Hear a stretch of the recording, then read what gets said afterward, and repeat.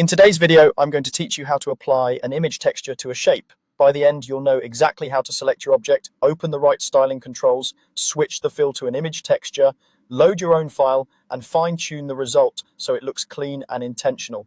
First, make sure the shape you want to texture is selected, choose the Select Shape tool, and click directly on the object. If you're working in a busy scene, zoom in a little to ensure you're grabbing the correct shape. A clear selection outline or bounding box is your confirmation that the object is active. If you click the wrong thing, simply click away to deselect and try again. Next, open the Style window so you can access the fill and stroke controls. Go to the top menu and choose Window, then Style. This panel is where you'll control color fills, strokes, and importantly for this tutorial, image textures. If the panel is already open, just bring it to the front so you can see the fill section clearly.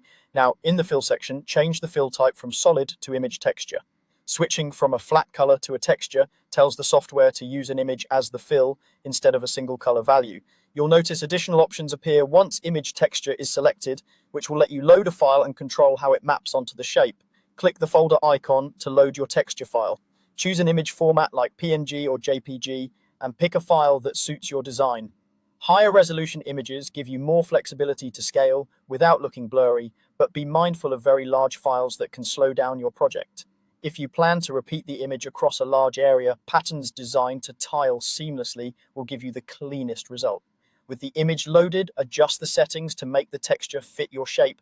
Use scale to make the pattern larger or smaller, rotate to change its orientation, and tile to repeat the image across the fill. Watch the live preview as you fine-tune. If the pattern looks stretched, reduce the scale or adjust rotation until the details look natural.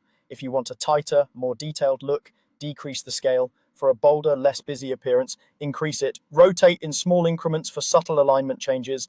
Tiling is especially helpful for backgrounds or when a single image doesn't cover the entire shape cleanly.